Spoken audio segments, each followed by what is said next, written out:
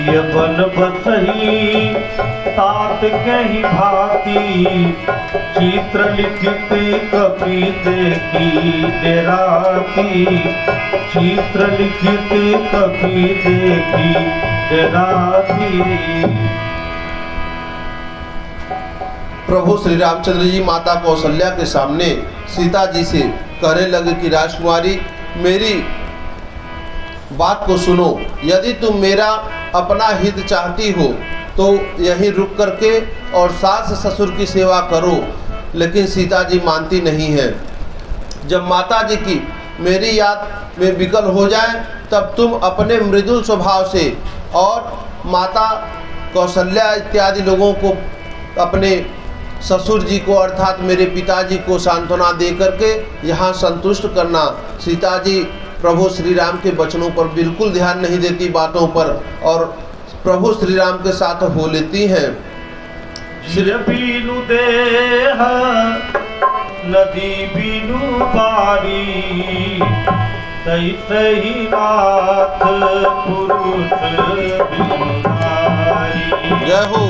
तैसे ही नाथ पुरुष बिनु नारी।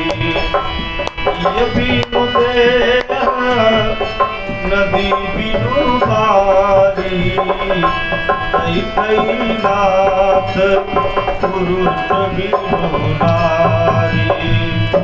तैसे ही नाथ पुरुष बिनु नारी। सीता जी प्रभु से कहती हैं कि हे प्राणनाथ, आप जो वनवास के दुखों का वर्णन कर रहे हैं और बता रहे हैं, यह वर्णन बाल्यकाल में, बाल्यावस्था में मुझे एक ज्योतिषी ने बता चुका है। और ज्योतिषी ने क्या बताया? साध्वलेशो यदा शिष्ये वनांतरवन गोचर, कूता अस्तरण योक्ते तो किम स्यात् सुखरम ततः। जब वन में जाएंगे तो आज उन्हीं ब्राह्मण महोदय का कथन सत्य हो रहा है, अतः मैं आपके साथ वन में अवश्य चलूंगी प्रभु। और श्री राम जी कहने लगे कि जनक नंदनी, जो हित चाहने वाले गुरु और स्वामी की सीख को नहीं मानता है उसे पछताना पड़ता है और उसके हित की हानि होती है। श्री राम जी के साथ सीता जी के वन जाने के 3 कारण होते हैं। 3 कारण थे जिसके कारण से श्री सीता जी प्रभु श्री राम के साथ वन को जाती हैं। प्रथम कारण में कहते कि श्री सीता जी कहने लगी कि बचपन में एक ब्राह्मण ने मेरा हाथ देख करके बताया कि तुम अपने पति के साथ वन में वास करोगी। एक यह कारण है। दूसरा कारण, जब आप सभा में धनुष को तोड़ने जा रहे थे तब मैंने देवताओं से प्रार्थना की कि यदि श्री राम इस धनुष को चढ़ा देंगे तो मैं 14 वर्ष तक मुनि वृत्ति धारण करके और वन में विचरण करूंगी। अतः हे स्वामी, मेरी इस प्रतिज्ञा को कृपा करके पूर्ण होने दें आप। तीसरा कारण कहते कि हे स्वामी, मैंने आज तक सत्संग में कितनी ही रामायण और कथाओं में श्रवण किया है, पुराणों में श्रवण किया, परंतु किसी से भी श्री राम और सीता के बिना वन नहीं गए हैं। अतः हे स्वामी, आप मुझे अपने साथ अवश्य ले चलें। यही 3 कारण होते हैं सीता जी का प्रभु श्री राम को साथ वन में जाने का। प्राणनाथ तुम बिन जग माही, मोको कछु सुखद कतहूँ कछु नाही। हे प्राणनाथ, मेरे लिए कहीं सुख नहीं है आपके सिवाय, आप अपने साथ मुझे लेकर के चलिए। सीता जी कहती कि आपकी मैं सहायता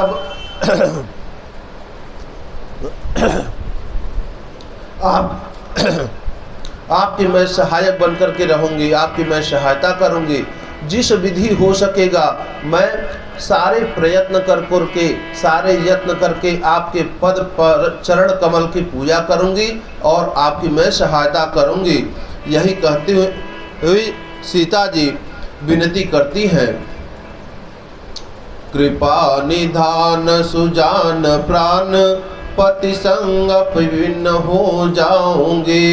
मैं कृपा निधान आपके चरण कमल में पति के साथ रहूंगी, उसी में मेरा सारा सुख छिपा हुआ है। आपके चरण कमलों में मेरा सुख छिपा हुआ है। श्री रामचंद्र जी माता कौशल्या को पास जाते और अनेक प्रकार से समझाते हैं। तब जानकी सासु पग लागी, सुनिय माय मैं परम अभागी, सेवा समय देव बन दीना, और मनोरथ सुफलन कीना। माता कौशल्या से जाते हैं प्रभु श्री राम और कहते कि हे माता जी, बार बार सीता जी को हृदय से लगाकर धीरज धारण करके शिक्षा दे करके आशीर्वाद देती हैं और कहती अचल हो वही बात तुम्हारा, जय हो। जब लगी गंगा जमुन जल धारा, जब लगी गंगा जमुन जल धारा, जब लगी गंगा जमुन जल धारा। जैसे छोटे बालक को यदि नदी तालाब कुआं में डाल दीजिए और छोटा बालक तैरना तो जानता नहीं है और हाथ पैर भी नहीं मारेगा, इधर उधर हाथ पैर चलाते चलाते अंततः होगा क्या कि वह बालक डूब ही जाएगा। वही क्रिया अयोध्यापुरी में होती है कि राजा दशरथ अनेक प्रकार से समझाते हैं प्रभु श्री राम को, लेकिन राम जी कहते कि रघुवंश की परंपरा और मर्यादा की बात है, मर्यादा का उल्लंघन होगा, पिता के वचन से प्रिय और कुछ नहीं है। इधर राम जी जाने को जब तैयार होते तो माता जानकी भी जाने के लिए तैयार होती। माता जानकी जाने के लिए जब तैयार होती तो इसमें राजा दशरथ जी और कौशल्या जी दोनों लोग यह विचार करते कि इसमें दो कुलों की मर्यादा जा रही है, एक अवधपुर की जा रही है चक्रवर्ती राजा की और दूसरे जनकपुर की जा रही है। अर्थात सीता जी यदि नहीं जाती तो जनकपुर की मर्यादा नहीं जाती, लेकिन मना करने के बावजूद भी विफल हो जाते हैं। लोग हाथ पैर मारते हैं, उसमें सक्षम नहीं होते, सफल नहीं होते। कौशल्या जी सफल नहीं होती, राजा दशरथ जी सफल नहीं होते और अंततः मुनि वेश धारण करके पति के साथ जब माता जानकी पहुंचती है तो आशीर्वाद देती कौशल्या जी कि तुम जहाँ रहो तुम्हारा अहिवात अर्थात सुहाग अचल रहे। और किस प्रकार अचल रहे कि जब तक गंगा और जमुना इत्यादि नदियों में जल रहेगा तब तक तुम्हारा अहिवात ऐसे ही अचल रहेगा। पुत्री जाओ, तुम्हें मैं ऐसा वरदान दे रही हूँ। लेकिन वह वरदान रुग्ण रोते हुए आंखों से अश्रु गिर रहे हैं, कंठ से मानिए कि आवाज निकल नहीं रही है, लेकिन हाथ से केवल स्पर्श करती है पुत्री का और पुत्र वधू का स्पर्श करती है, स्पर्श करके आशीर्वाद देती है। आगे आगे राम जी, बीच में सीता जी, पीछे लक्ष्मण जी, तीनों लोग चलते हैं। समाचार जब लक्ष्मण प्या पाए, व्याकुल बिलख बदन उठी धाये। समाचार यह जब दशरथ जी लक्ष्मण जी को प्राप्त होता है, लक्ष्मण जी आते हैं और पिताजी से जाकर के आज्ञा लेते। तीनों भाई, दोनों भाई आज्ञा लेते और सीता जी जाकर के आज्ञा लेती, दशरथ जी को प्रणाम करते हैं। दशरथ जी बिस्तर पे पड़े हुए केवल राम राम राम इत्यादि नाम का रट लगाए हुए हैं प्रभु श्री राम का। मानिए इस प्रकार लगाए हुए कि हर एक सांस में प्रभु का यदि नाम नहीं लेते दशरथ जी तो उसी समय प्राण निकल जाता उनका। बस राम कह रहे हैं मुंह खुल रहा है, म कह रहे हैं बंद हो जा रहा है, रा कह रहे हैं मुंह खुल रहा है, म कह रहे हैं बंद हो जा रहा है। मुंह सूखा हुआ है, जल ग्रहण नहीं किए हैं, अन्न जल से व्याकुल प्रभु श्री राम के वेदना में पीड़ा में इतने व्याकुल हैं। जनक राजा दशरथ जी बिस्तर से उठ नहीं पा रहे हैं अपने आप से। दोनों भाई चल जाते पिताजी के पास और पिताजी से आज्ञा लेते हैं सीता जी संकोचवश उत्तर नहीं देती और उसी समय कैकेयी ने मुनि पट भूषण भाजन आनी मुनियों के वस्त्र माला मेखला आदि तथा बर्तन कमंडल आदि ला करके श्री राम के आगे रख दिया। देखिए, वन में जाने का कारण यह था कि तुम मुनि का वेश धारण करके तभी वन में जाओगे। जो मुनि का वेश धारण करेगा वही वन में जाएगा। और यह सब सामग्री माता कैकेयी ला करके रख देती है प्रभु श्री राम के पास कि यह कमंडल है, यह मेखला बर्तन इत्यादि है, तुम इसे लेकर के जाओ। ओ दृष्ट्या प्राण घातिनी तू कैकेयी अति गर्वाती है, वनवास अकेले राम को है सीता क्यों तरसाती है।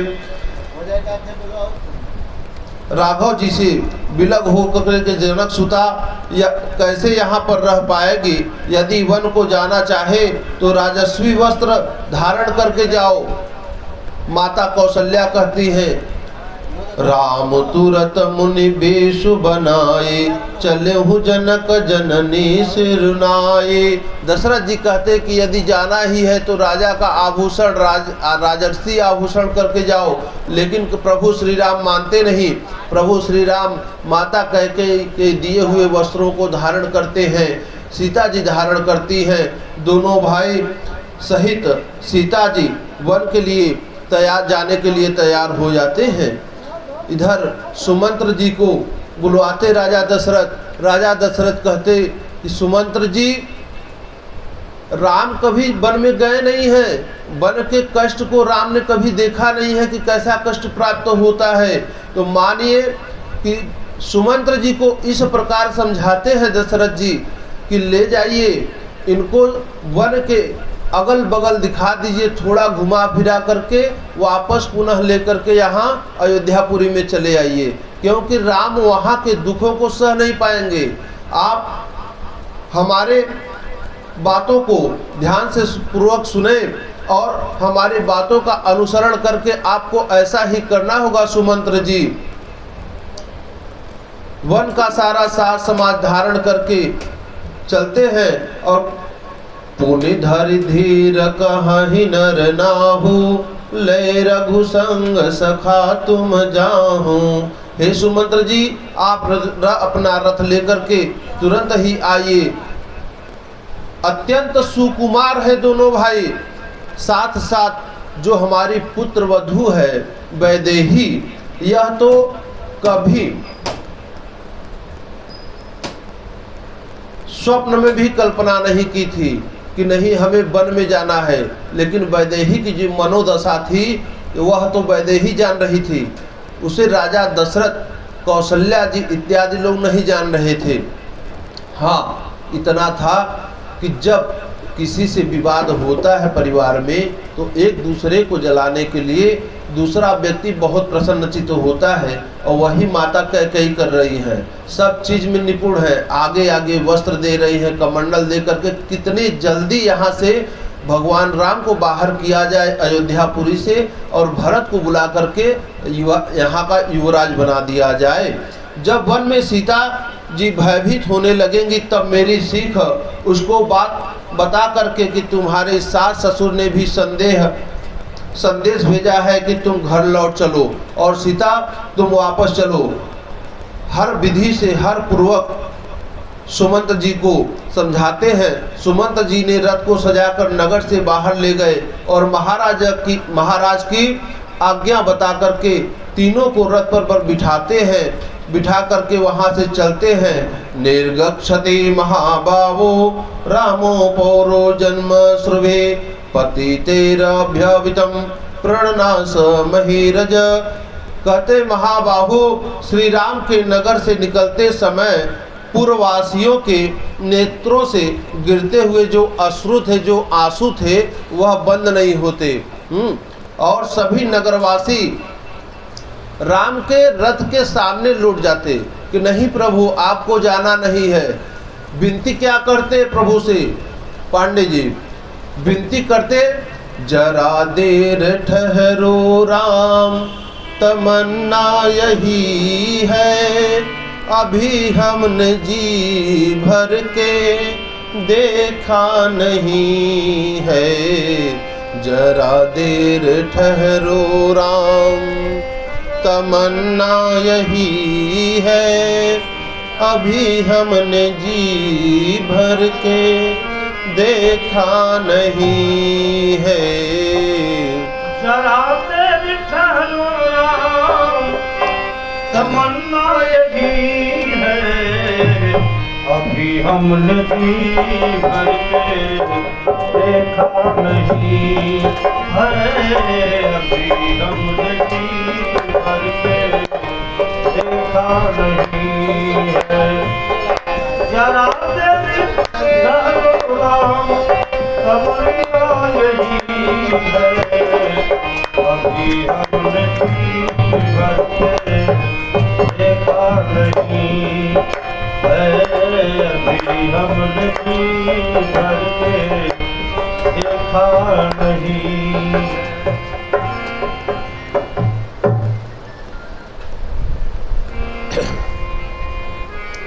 सभी अयोध्यावासी भगवान के रथ के सामने हाथ जोड़ करके और विनती करते कि प्रभु अभी तो विवाह हुआ, आप अयोध्यापुरी में वापस आए, अभी तो हमने आपको जी भर के देखा भी नहीं है कि हमारी आत्मा तृप्त हो, और यह कैसा दुख हम लोगों को आप प्रदान कर रहे हैं। थोड़ी देर ठहरिए, हम लोगों को देखने दीजिए प्रभु कि हम आपके स्वरूप को, आपके झांकी को देख सकें।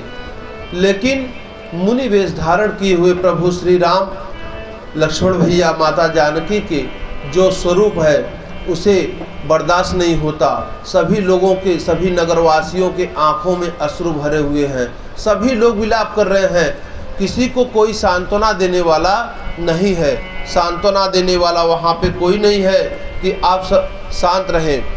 सुमंत्र जी उस प्रकार मौन धारण करते जैसे मानिए कि सुमंत्र जी निशब्द हो गए हैं। सुमंत्र जी के पास कोई शब्द ही नहीं है बोलने के लिए कि सुमंत्र जी बोले क्या। सुमंत्र जी के रथ में जो घोड़े लगे हुए थे वह घोड़े आगे कदम ही नहीं बढ़ा रहे हैं। भगवान ने 2 बार कष्ट पहुंचाया। एक बार जब मथुरा से भगवान गोकुल से मथुरा जाने लगे, उस समय ब्रजवासियों को कष्ट भगवान ने दिया, और आज भगवान वही कष्ट दे रहे हैं अयोध्या वासियों को, अयोध्यापुरी वासियों को। अयोध्या के जो नगरवासी हैं उनको वही कहते, निरक्षति महाभावो रामो पौरर्जन्म श्रुते पतितेरभ्यवितम प्रणनाश महीरज। हे प्रभु राम, नगर से निकलते समय पूर्ववासियों के नेत्रों से गिरे हुए जो आंसुओं द्वारा भीगे हुए जो जमीन, इतने अश्रु गिरे हुए थे कि जहाँ जहाँ नगरवासी खड़े थे वहाँ वहाँ की जमीन, वहाँ की अयोध्या की पुरी की जो जमीन थी वह भीग गई थी। इसीलिए आज भी अयोध्यापुर की जो रज वहाँ की है, जो अयोध्या के रज हैं, जो मिट्टी है, वह इसीलिए पवित्र माने जाते हैं। जो द्वारिका, मथुरा में, गोकुल में जो रज है, गोकुल का रोज लोग तिलक लगाते हैं लेकर के माथे में, इसलिए पवित्र है कि गोपियाँ उनके लिए प्रभु श्री राम कृष्ण के लिए विलाप की थी। आज वही विलाप प्रभु श्री राम के लिए अयोध्या वासी कर रहे हैं। अवध वासियों को श्री राम ने के बिना घर कैसा लगेगा, तरह तरह के दृष्टांत देते। कोई कहता कि प्रभु आपके बिना घर तो श्मशान के समान लगेगा, जैसे श्मशान पे बिना जीव के प्राण नहीं होता, और शरीर का जैसे शरीर का विसर्जन किया जाता है, अस्थि विसर्जन किया जाता है, शरीर को जलाया जाता है, वैसे ही श्मशान के समान घर हो जाएगा। प्रभु आप कैसे जाएंगे, जा रहे हैं हम लोगों को छोड़ करके, और जब आप ही चले जाएंगे तो हमारे कुटुंबवासी यहाँ कैसे रहेंगे, परिवार वाले कैसे रहेंगे, यहाँ भूतों का तो घर हो जाएगा। प्रभु कृपा करके आप रुक जाइए। यमराज को भी साक्षात दिखाई देने लगेंगे यदि आप अयोध्या को छोड़ करके चले जाएंगे प्रभु। तो राम वियोग विकल सब ठाढ़े, जह तह मनहु चित्र लिख काणे, नगर सफल गनु बनु गहबर भारे, खग मृग विपुल सकल नर नारी। श्री राम जी के वियोग से सभी लोग व्याकुल हो जाते हैं और जहाँ तहाँ ऐसे चुपचाप स्थिर होकर के पड़े रहते। कुछ देर भगवान श्री राम के रथ के आगे आकर के खड़े होते, लेकिन ऐसा महसूस होता कि नहीं, मर्यादा का उल्लंघन हो रहा है। थोड़ा रास्ता देते रथ जाने के लिए। सुमंत्र जी के समझाने पे नगरवासी बगल में जब जाते तो सुमंत्र जी घोड़े को आगे बढ़ने के लिए प्रेरित करते, लेकिन घोड़ा कदम आगे बढ़ा ही नहीं रहा है कि नहीं घोड़ा आगे कदम बढ़ावे और प्रभु श्री राम को अयोध्यापुरी से बाहर लेकर के चले। अयोध्या वासियों ने जब देखा कि श्री राम रथ पर सवार होकर के जाने को तैयार है, तभी हम सभी अपने कर्तव्य के विषय में निश्चल नहीं करना चाहते और हमने भी यह प्रण कर लिया है प्रभु कि हम सभी अयोध्यावासी आपके साथ ही चलेंगे। अब हम यहाँ पे नहीं रहेंगे। जब हमारे राजा ही नहीं रहेंगे, हमारे युवराज नहीं रहेंगे, प्रभु नहीं रहेंगे, तो हम यहाँ रह करके क्या करेंगे। जहाँ आप रहेंगे प्रभु वही हम रहेंगे। श्री राम जी ने प्रजा को अत्यंत प्रेमवश देख करके अनेकों धार्मिक उपदेश दिए। अनेक प्रकार के धार्मिक उपदेश से सांत्वना दिया भगवान प्रभु श्री राम ने, परंतु प्रेम के विवश में हो करके वह लौटने को राजी नहीं होते हैं।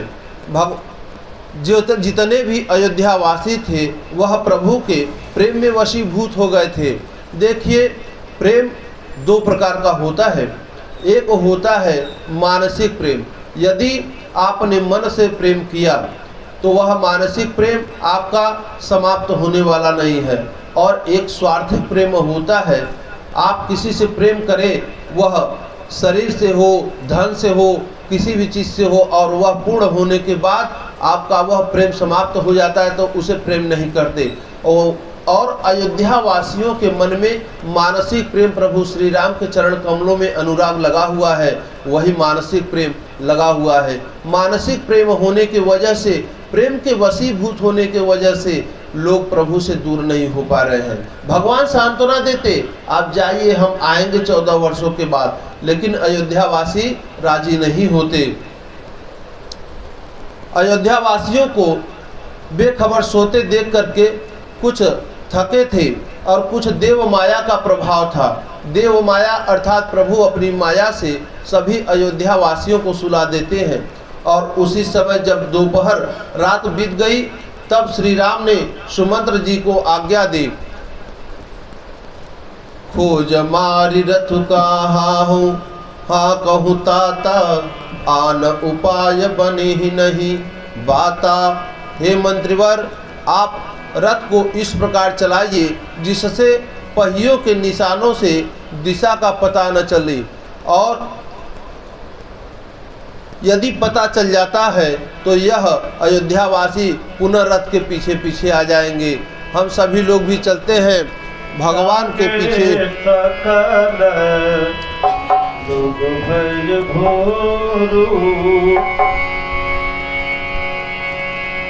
रथ कर खोज कतहु नहीं पावहि,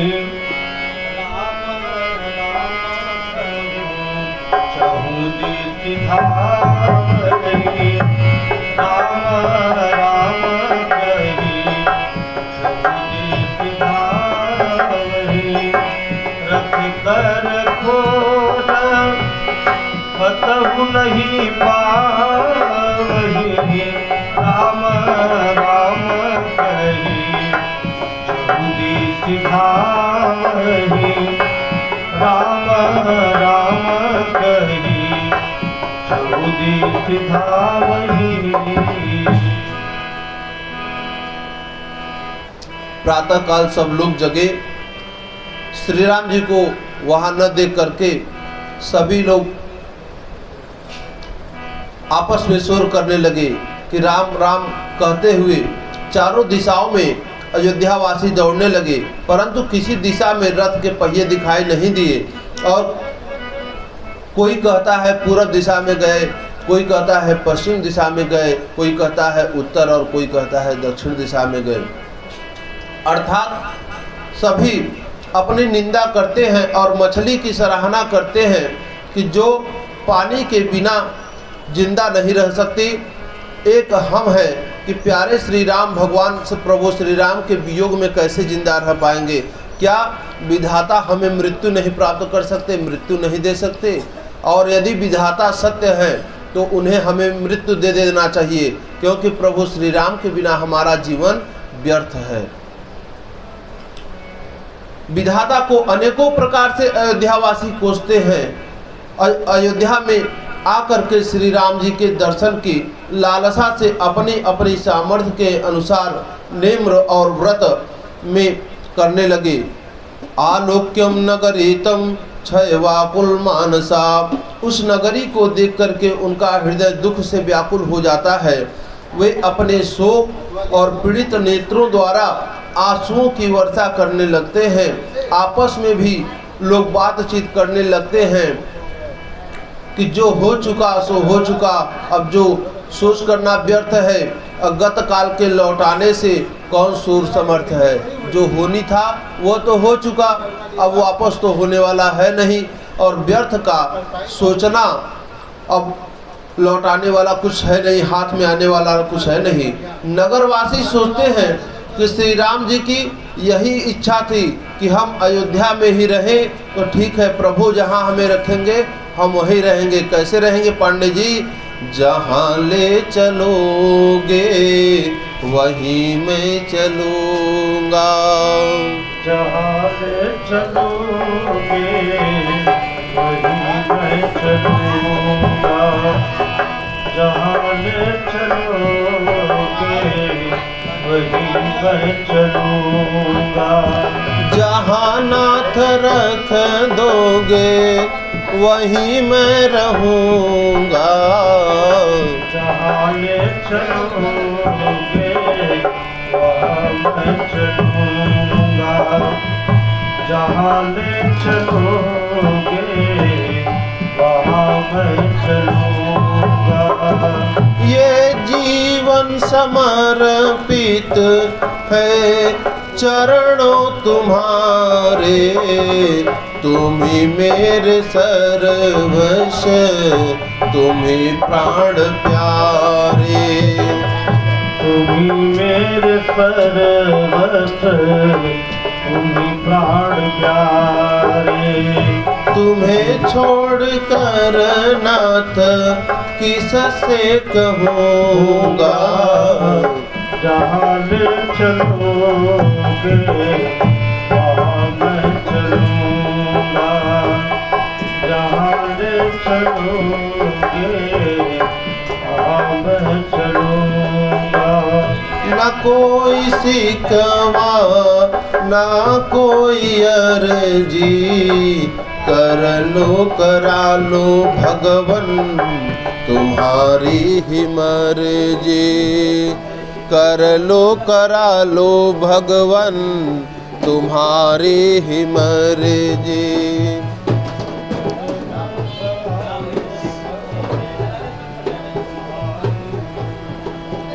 कहना भी होगा नाथ भी तुम्ही से कहूँगा,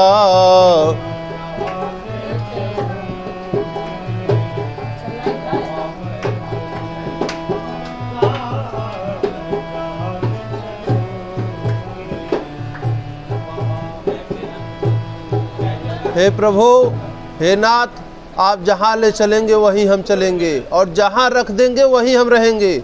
जिस विधि से रखेंगे आप नाथ उसी विधि से हम रहेंगे। हम तो आपके दास हैं स्वामी, क्या कर सकते हैं। इधर अयोध्या वासियों को संतत अवस्था में छोड़ करके श्री राम जी सीता सचिव सहित दो भाई श्रृंगबेरपुर पहुँचे हूँ जाए। उतरे राम देव सरि देखे के न दंडवत हर्ष विशेखे। सीता जी और मंत्री सहित दोनों भाई श्रृंगवेरपुर में जाकर पहुंचते हैं और वहां गंगा जी को देख करके श्री राम जी रथ से उतर पड़े। बड़े हर्ष के साथ उन्होंने माता गंगा को दंडवत प्रणाम किया। लखन सचिव सिय किए प्रणामा, सबहि सहित सुख पायऊ रामा। लक्ष्मण जी, सुमंत्र जी और सीता जी ने भी प्रणाम किया। सबके साथ श्री भगवान रामचंद्र जी ने सुख को प्राप्त किया। गंगा जी समस्त आनंद मंगलों की देने वाली हैं। श्री राम जी गंगा जी की अनेक प्रकार से स्तुति करते हैं, प्रार्थना करते हैं। प्रभु श्री राम छोटे भाई लक्ष्मण माता जानकी को गंगा जी की महिमा का वर्णन सुनाते हैं कि गंगा जी हैं कौन और कैसे पृथ्वी पे आई गंगा जी और किस उद्देश्य से गंगा जी आई, सारी कथाएं सुनाते हैं।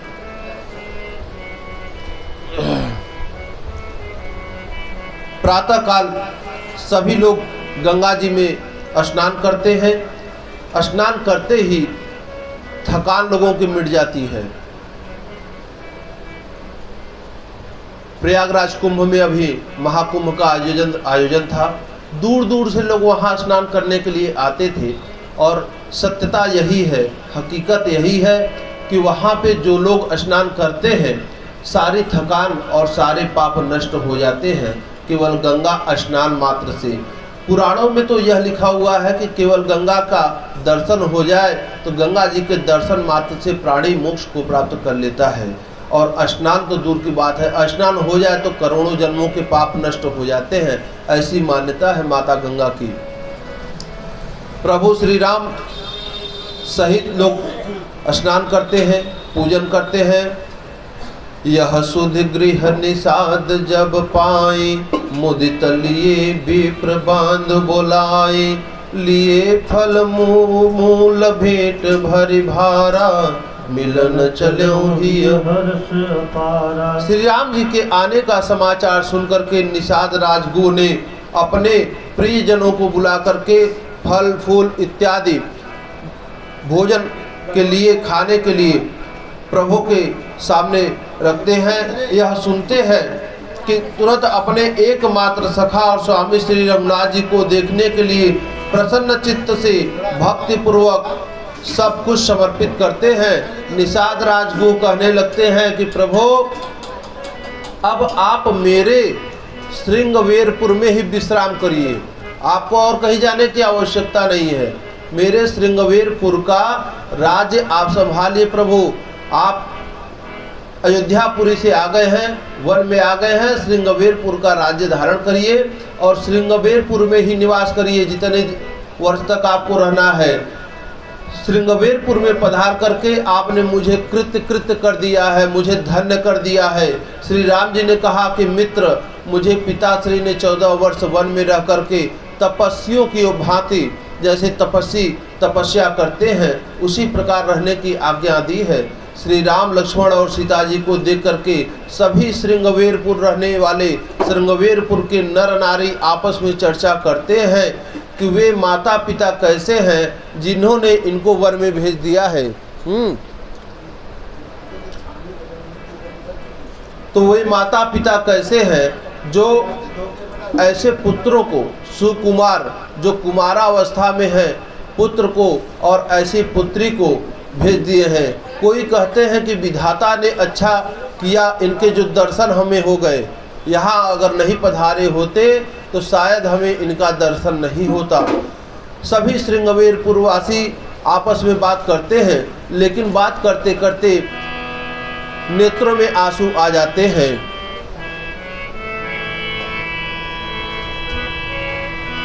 भेष बना के तपती का चले राम बनवासी। हाथ माथ पर को पीट के छाती रहे भगवाती। सजल नयन एक टथा हरि मूरत पर अनुरागे दुखित हृदय रामचंद्र ते पुनि पुनि पूछत लागे कहवा से आवेला हर कमल ठौआ जइबा कमल ठौआ जइबा बबुआ बोलताना हर कहवा से आवेला कमल ठौआ जइबा कमल ठौआ जइबा बबुआ बोलताना एहो दिल से तोके बनवात बबुआ बोलताना एहो दिल से तोके बनवात बबुआ बोलताना एहो दिल से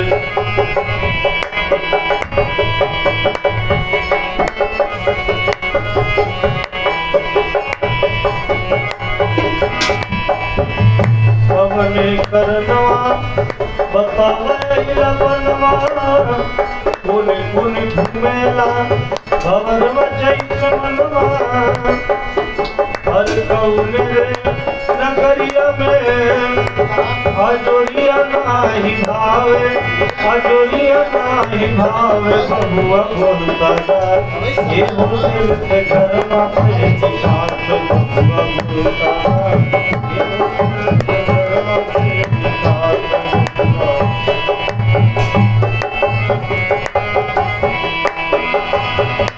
उठ गई रिद्धि सिद्धि चली रिद्धि आई के कमर नगरिया में अगिया लगाए के कहवा के लोगवा के ई भगवान भाव बबुआ बोलताना एहो कई तोरे कर घाट बबुआ बोलताना एहो तोरे संग कई घाट बबुआ बोलताना एहो तोरे। राम जी उत्तर नहीं देते कि किसको बताएं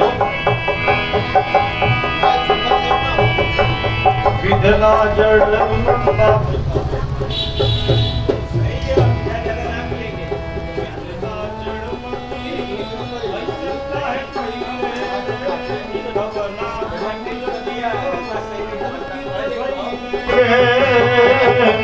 किया रे अभाग कवन लागा बाजी कैले बबुआ बोलताना एहो दिल से तोके भरमाए बबुआ बोलताना एहो दिल से तोके भरमाए बबुआ।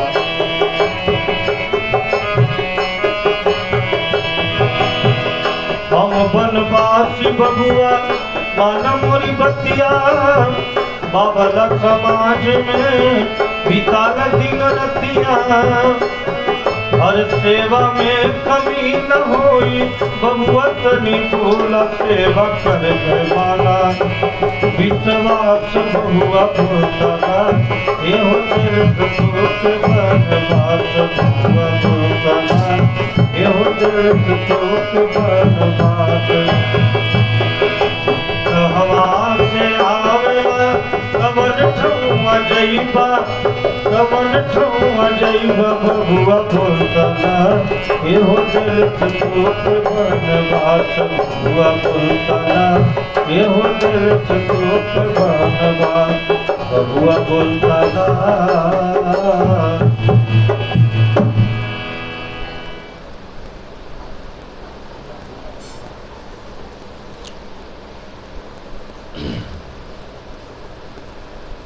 सभी लोग भगवान का दर्शन करते हैं और गोहराज सावधानी के साथ धनुष धारण करके सुमंत्र जी के साथ बैठ करके और सुमित्रा कुमार भैया भरत भैया लक्ष्मण जी से बातचीत करते हुए श्री राम जी की रक्षा के लिए रात भर जगते रहते हैं। इधर निषाद राज गुह ने विश्वास पात्र पहरेदारों को भगवान की रक्षा के लिए लगा दिया। स्थान स्थान पर नियुक्त कर दिया कि तुम्हें यहाँ यहाँ खड़े होकर के और पहरेदारी करना है, इनकी रक्षा करना है। गुह लक्ष्मण जी के पास जाकर के पुलकित मन से कहता है कि महाराज दशरथ के भवन की देवता भी बराबरी नहीं कर सकते वहाँ मड़ियों के दीपक के ऐसे महलों के सामने सोने वाले श्री राम जी, महलों में रहने वाले श्री राम जी सीता जी आज ज़मीन में घास पे बिछी हुई चटाई पे सोए हुए हैं। और जिस सीता जी के पिता अर्थात विदेह राजा जनक है, ससुर चक्रवर्ती श्री दशरथ जी हैं, जिनकी देवता भी प्रशंसा करते हैं, और पति श्री भगवान प्रभु श्री रामचंद्र जी साक्षात है, वह सीता आज पृथ्वी पर पत्तों के बिछोने पर सो रही हैं। समय होता है। कैकेयी ने इतनी कुटिलता क्यों की? कैकेयी को ऐसा नहीं करना चाहिए। गुहराज जी लक्ष्मण जी से कहते कि ऐसा कैकेयी को बिल्कुल नहीं, कदापि नहीं करना चाहिए था। और कैसे इतना निष्ठुर हो गई कैकेयी कि इतना कठोर वचन उसने ले लिया। कैकेयी ने इतनी कुटिलता की है कि श्री रामचंद्र जी और श्री सीता जी को सुख राज तिलक होने पर, जो राज तिलक का अवसर था, शुभ अवसर, उस अवसर पर वन में भेज करके इनको अपार दुख प्रदान हो रहा है, दुख दे रही हैं। तो श्री सीता जी और राम जी के पृथ्वी पर पत्तों के बिछौने बिछाए जाते हैं, और वह बिछौने देख करके गुहराज कहते कि लगा कि सूर्यवंश रूपी वृक्ष के लिए कैकेयी एक कुल्हाड़ी हो गई, कुल्हाड़ी के समान हो गई। जैसे कुल्हाड़ी एक महान वृक्ष को देखते ही देखते धराशाही कर देता है, जमीन पे ला देता है, उसी प्रकार कैकेयी निष्ठुर हो गई और कुल्हाड़ी के समान हो गई। भैया लखन गुहराज जी से कहते हैं, बोले लखन मधुर मृदुबानी, ज्ञान विराग भगति रस शानी। हे निषादराज, धरती, धन, नगर, परिवार, स्वर्ग और नरक जो देखने सुनने में आता है, वह सब अज्ञान है। सब चीज का मूल, सब चीज का जड़ ये बस एक ही चीज है, वह है मोह। यदि मोह हो गया तो आपको सब प्रकार से दुख प्राप्त करेगा। और हे वही मोह माता कैकेयी के अंदर उत्पन्न होता है कि यदि राम राजा अभिषेक हो जाता है, राम युवराज हो जाएंगे, तो हमारे पुत्र भरत यहाँ के राजा नहीं होंगे। और उसी मोह के कारण आज सब कुछ बदला हुआ नज़र आ रहा है, सब कुछ बदला हुआ, सारी जो रचनाएं हैं वह बदली हुई नज़र आ रही हैं। तो हे भाई, स्वप्न में यदि कोई भिखारी राजा हो जाए और राजा कंगाल हो जाए या कंगाल स्वर्ग का अधिकारी हो जाए, तो जागने पर न तो राजा भिखारी होगा और न ही भिखारी राजा होगा, क्योंकि वह स्वप्न में भिखारी राजा बना था। स्वप्न जैसे ही उसका नींद टूटेगा, स्वप्न समाप्त होगा, तो वह भिखारी का भिखारी रहेगा। इसलिए जो परब्रह्म है, परमात्मा है श्री राम जी, वह तो परब्रह्म है ही। यह सुनकर के लक्ष्मण जी ने कहा कि भाई मेरी बातों को सुनो, किसी के दुख अथवा सुख का कारण दूसरा कौन है? अर्थात कोई भी नहीं। स्वपूर्वा अर्जित मर्कैव कारणम सुख दुखयो। मनुष्य का पूर्व कृत जो होता है कर्म ही उसके सुख अथवा दुख का कारण होते हैं। जो मनुष्य का कर्म होता है वही सुख प्रदान करते हैं और वही दुख प्रदान करते हैं। लक्ष्मण जी गुहराज से कहते हैं, अस विचार नहीं कीजिए रोसु, काहू बादिन देह दोसु, मोह निशा समुसो निहारा, देखिए सपन अनेक प्रकारा। ऐसा विचार करके क्रोध नहीं करना चाहिए और न ही किसी को व्यर्थ दोष देना चाहिए। इस जगत रूपी संसार में योगी लोग जगते रहते हैं, जानते हैं, और जो परमार्थी जो जगत से छूटे हुए हैं संसार में, वही जीव जागा हुआ समझना चाहिए। और जो व्यक्ति सब प्रकार के भोग विलासों से वैराग्य को प्राप्त कर चुका है, वही संत की श्रेणी में आता है। श्री राम परमार्थ स्वरूप परम ब्रह्म है।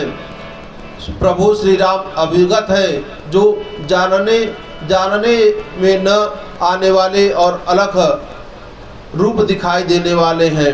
हे भाई, वह ही कृपा के निधान है। रामचंद्र जी भक्त, भूमि, ब्राह्मण, गौ और देवताओं के हित की कामना के लिए यहाँ पे पधारे हैं। श्री लक्ष्मण जी निषाद राजगुरु से कहते हैं, सखा समुझियस पहे परिहरि मोहु, सिय रघुवीर चरण रतहूँ।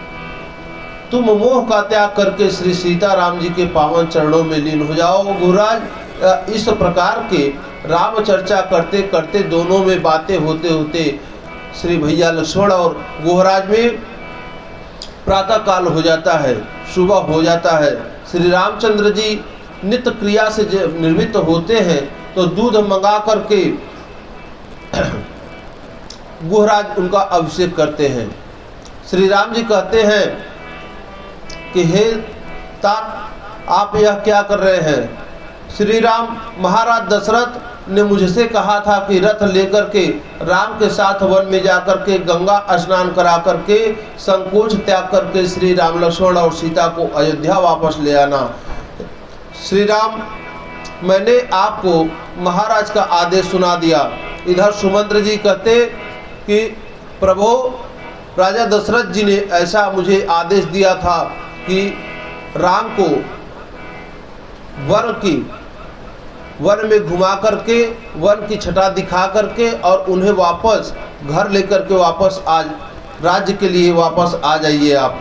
तो हे राम, मैंने आपको महाराज दशरथ की कही हुई सभी बातें बता दी हैं। अब आप जैसी आज्ञा करें नाथ, मैं वैसा ही करूँगा और वही आपके आज्ञा का पालन करूँगा। कह करके श्री सुमंत जी श्री राम के चरणों में गिर करके उस प्रकार रोने लगते हैं जैसे छोटा बालक रोता है। उसी प्रकार सुमंत्र जी प्रभु श्री राम के चरणों को पकड़ करके वही रोने लगते हैं। प्रभु श्री राम सुमंत्र जी को दोनों हाथ पकड़ करके उठाते हैं, गले से लगाते हैं प्रभु। और श्री राम जी ने मंत्री को उठा करके धैर्य बंधाया कि नहीं तात, आप ऐसा न करें। शिव दधीच हरिचंद नरेशा, सहे धर्म हित कोटि कलेसा, रंति देव बलि भूप सुजाना, धर्म धरहु सही हे तात, सत्य के समान, सच के समान कोई दूसरा धर्म ही नहीं है। यदि सच हम बोलना शुरू कर दें तो उसके समान कोई धर्म नहीं है। हमें कोई धर्म अपनाने की आवश्यकता नहीं है और धर्म का त्याग करने से अपयश की प्राप्ति होती है। तो सम्मानित पुत्र के लिए अपमान मृत्यु तुल्य के समान होता है। जो सम्मानित पुत्र होता है उसे अपमान, यदि उसका अपमान हो जाए तो मृत्यु तुल्य होता है उसे।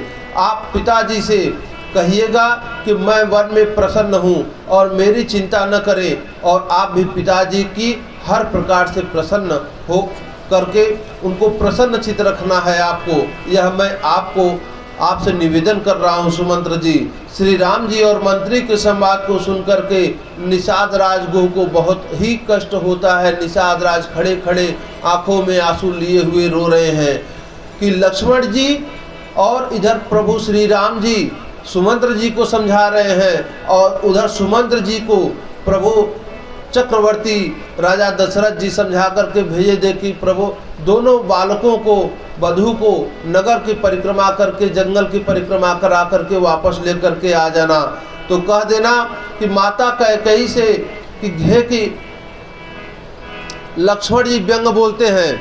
लक्ष्मण जी कहते कि सुमंत्र जी जा करके माता कैकेयी से कह दीजिएगा, मंत्री से बोले लखन जहाँ नहीं है न्याय, ऐसे निप के राज्य में कौन लौट कर जाए।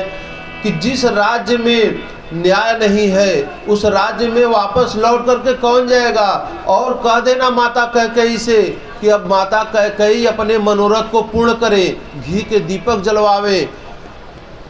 हम कांटे थे जो निकल गए, जो उनके रास्ते में कांटे, हम दोनों भाई थे और पूज्य श्री जानकी जी थी, वह तीनों लोग उनके रास्ते के कांटे निकल गए। श्री रघुनाथ जी उनके रास्ते के कांटे में पड़े हुए थे, कांटे निकल गए हैं, वह निष्कंटक हो चुकी हैं। अब वह अपने पुत्र भरत को राजा बनावे, जाकर के यह बात उनसे कह दीजिएगा। श्री राम ने कहा कि हे तात, आप लक्ष्मण की बातों को वहाँ जाकर के मत कहिएगा, अभी यह बालक है, इसकी बातों को जाकर के यदि माता कैकेयी से आप कहते हैं तो माता कैकेयी को कष्ट होगा। प्रभु श्री राम हर विधि से, हर प्रकार से माता कैकेयी को भी संतुष्ट करना चाहते थे, और यही सुमंत्र जी से कहते हैं कि यह तो अभी बालक है, इसको ज्ञान नहीं है और मूढ़ा अवस्था में ऐसे वाक्य बोल रहा है, आप ऐसा नहीं करिएगा। तात, आप लक्ष्मण जी की बातों को वहां जाकर के कदापि न कहें। सुमंत्र जी ने पुनः कहना शुरू किया कि महाराज ने श्री सीता जी के लौटने को कहा था कि यदि राम नहीं आएंगे तो सीता को अवश्य लेकर के आना। प्रभु करुणामय परम विवेकी, तनु तजि रहति छाह के मछे की। फिर सीता जी सुमंत्र जी से कहने लगी कि हे तात, इस कष्ट के समय मैं आपसे कहती हूँ कि मेरे स्वामी के अलावा, मेरे पति के अलावा मेरे लिए सब कुछ व्यर्थ है।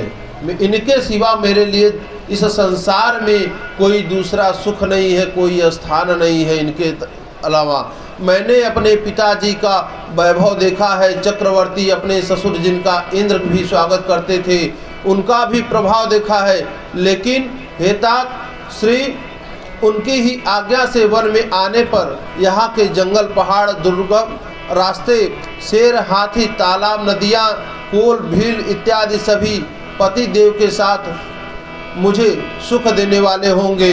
जितना सुख मुझे वहाँ नहीं मिला, माता कैकेयी ने नहीं दिया, उतना सुख तो मुझे इस जंगल में रहने वाले कोल, भील इत्यादि लोग दे रहे हैं, सभी लोग प्रेम दे रहे हैं। सुमंत्र जी सब तरह से प्रयास करते हैं कि यदि प्रभु श्री राम नहीं चल रहे हैं तो जानकी जी को लेकर के चला जाए, लेकिन उसमें सामर्थ्यवान नहीं होते, उसमें सक्षम नहीं होते, और निराश होकर के श्री राम, लक्ष्मण और सीता जी के श्री चरण कमलों में मस्तक अपने डाल करके दंडवत प्रणाम करके वहाँ से लौट रहे हैं। और किस प्रकार लौटते कि जैसे कोई व्यापारी, उपमा देते कि जैसे पूज्यपाद गोस्वामी जी कहते कि जैसे कोई व्यापारी परदेश में कमाने गया हो और बहुत दिनों तक वहाँ परदेश में कमा करके धन एकत्रित किया हो, धन एकत्रित करके उसकी गठरी लेकर के जब अपने घर वापस आ रहा हो, रास्ते में उसकी गठरी कहीं खो जाए, गुम हो जाए, कोई चोरी कर ले, तो वह धन को जब गंवा करके जिस प्रकार वापस घर आता है खाली हाथ, उसी प्रकार सुमंत्र जी आते हैं यहाँ पे। और सुमंत्र जी जब नगर में आते तो राजा दशरथ को सूचना नहीं प्राप्त होती। महाराज सुमंत्र जी कुछ दूर जाने के बाद एक वृक्ष के नीचे कई दिनों तक चुपचाप वहीं बैठे हुए थे कि कौन सा मुंह लेकर के मैं राजा के पास जाऊंगा। न तो मैं राजा की बातों को पूर्ण कर सका और न तो प्रभु श्री राम की बातों को मैं पूर्ण कर सकूंगा, क्योंकि राजा दशरथ ने यह कहा था कि बच्चों को, बालकों को वन में घुमा करके लेकर के आ जाना, और भगवान श्री राम नहीं आएंगे, अगर यदि प्रभु पुत्र राम नहीं आएंगे तो सीता जी को अवश्य लाना सुमंत्र, क्योंकि यह तुम्हारी जिम्मेदारी है और तुम सीता के पिता तुल्य हो, पिता के समान हो, यह तुम्हारी जिम्मेदारी है।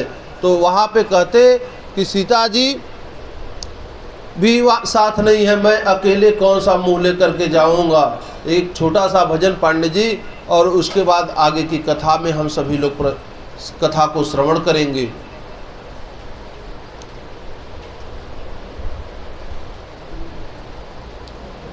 सुमंत्र जी वृक्ष के नीचे निवास करते कई दिनों तक। उसके बाद आते तो अयोध्या के जो नगर था, जो गेट था, उस गेट के बाहर ही बैठे हुए थे सभी अयोध्यावासी, सभी नगरवासी सुमंत्र जी को उस प्रकार देख रही हैं जैसे मानिए एक कोई दुश्मन बगल से गुजर रहा हो और तिरछी नज़र से लोग देख रहे हों उसको, उसी प्रकार लोग देखते हैं।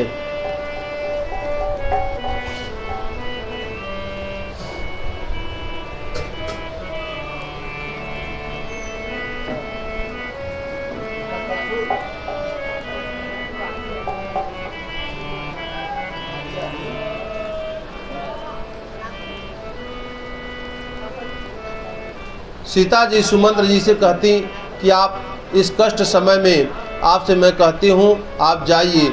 और सुमंत्र जी सब तरह निराश होकर के लक्ष्मण जी और सीता जी के चरणों में नतमस्तक होकर के वापस आते हैं और अयोध्यापुरी से कुछ दूरी पर वहाँ विश्राम करके बैठते और अपने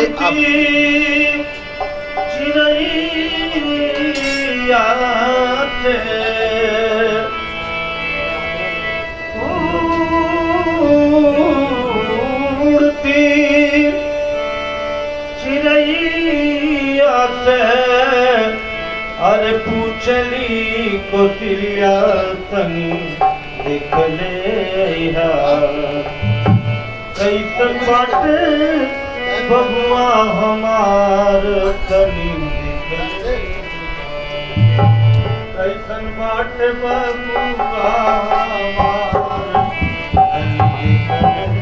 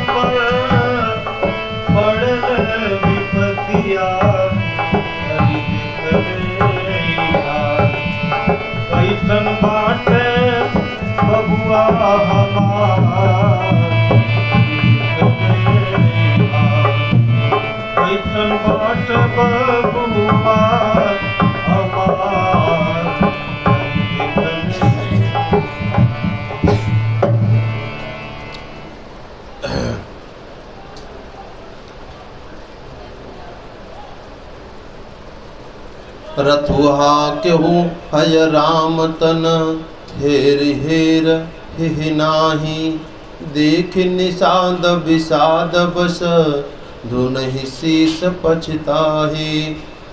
सुमंत्र जी ने रथ को हाका। घोड़े श्री रामचंद्र जी की ओर देख करके हिनहिनाते हैं और यह देख करके निषाद लोग विषाद के वश होकर के अपने सिर को अपने सर को पटकते हैं, पछताते हैं कि जा सबियोग विकल पशु ऐसे प्रजा मात पितु जियहि कैसे बरबस राम सुमंत्र पठाए सुर सर तीर आपुत बयाए। जिनके वियोग में पशु